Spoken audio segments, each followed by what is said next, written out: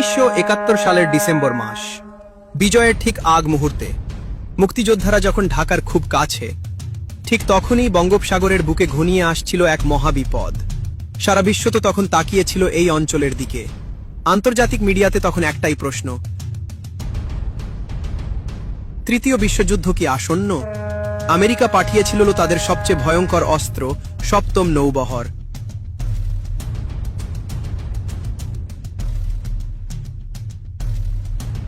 এই ইউএসএস এন্টারপ্রাইজে ছিল ৭৫টি পারমাণবিক বোমা, যা হিরোশিমার চেয়েও কয়েক গুণ শক্তিশালী।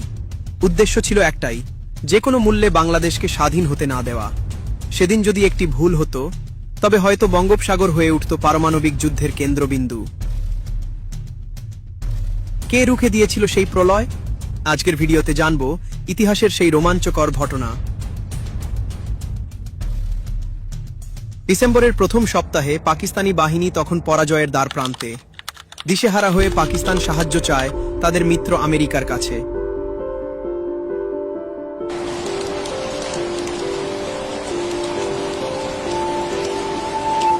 আমেরিকার প্রেসিডেন্ট রিচার্ড নিক্সন এবং তার পরামর্শক হেনরি কিসিঞ্জার ছিলেন পাকিস্তানের পক্ষে।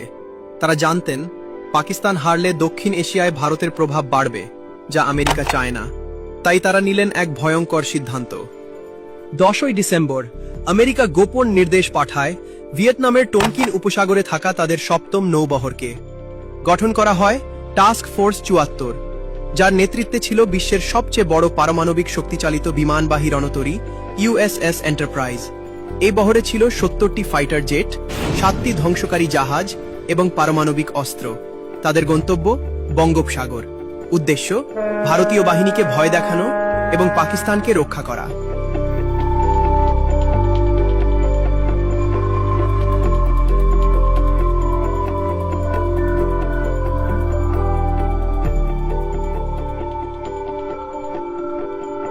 খবরটি শুনে দিল্লিতে আতঙ্ক ছড়িয়ে পড়ে। ভারতের প্রধানমন্ত্রী ইন্দিরা গান্ধী জানতেন আমেরিকার এই বিশাল শক্তির সামনে দাঁড়ানো অসম্ভব। তিনি সাথে সাথে স্মরণ করলেন ইন্দো সোভিয়েত মৈত্রী চুক্তির কথা। তিনি জরুরি বার্তা পাঠালেন মস্কোতে। রাশিয়া কালবিলম্ব না করে তাদের প্রশান্ত মহাসাগরীয় নৌবহরকে নির্দেশ দিল, যাও, আমেরিকার পথ আটকাও। রাশিয়া শুধু সাবমেরিন নয়, পাঠিয়েছিল মাইন সুইপার জাহাজও, যাতে আমেরিকার পথ আটকে দেওয়া যায়। শুরু হলো সাগরের বুকে এক স্নায়ুযুদ্ধ। আমেরিকার এন্টারপ্রাইজ যখন বঙ্গোপসাগরের দিকে এগোচ্ছে, তখন তাদের অজান্তেই পানির নিচ দিয়ে ধেয়ে আসছিল রাশিয়ার পারমাণবিক সাবমেরিন। পানির নিচে তখন শুধুই মৃত্যুর নিস্তব্ধতা আর সোনারের বিপ বিপ শব্দ।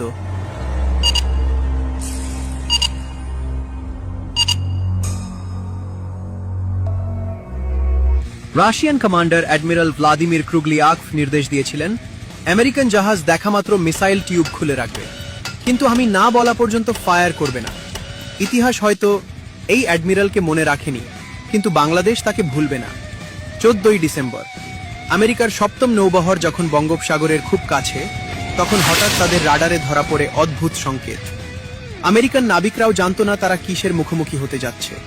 তারা দেখল তাদের ঘিরে ফেলেছে রাশিয়ান সাবমেরিন। রাশিয়ান অ্যাডমিরাল বার্তা পাঠালেন, আমরা এখানে আছি, আর এক পা এগোলেই আমরা আঘাত করতে বাধ্য হব। আমেরিকার কমান্ডার অ্যাডমিরাল গর্ডন বুঝলেন তারা ফাঁদে পড়েছেন, কারণ রাশিয়ার মিসাইলগুলো এন্টারপ্রাইজকে লক্ষ্য করে তাক করা ছিল।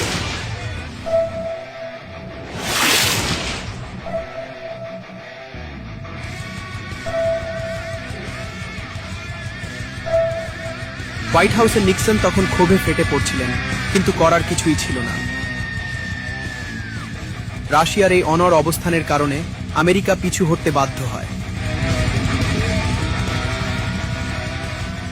এদিকে 16 ডিসেম্বর ঢাকায় পাকিস্তানি বাহিনী আত্মসমর্পণ করে। 93,000 সৈন্য নিয়ে জেনারেল নিয়াজি মাথা নত করলেন। সপ্তম নৌবহর যখন শ্রীলঙ্কার কাছে পৌঁছালে, ততক্ষণে পৃথিবীর মানচিত্রে জন্ম নিয়েছে নতুন দেশ, বাংলাদেশ। আজ আমরা যে স্বাধীন দেশে বাস করছি, তার পেছনে ছিল এই ভূ রাজনীতির এক বিশাল ইতিহাস। রাশিয়ার সেই ভূমিকা না থাকলে হয়তো বিজয়ের ইতিহাস অন্যরকম হতো।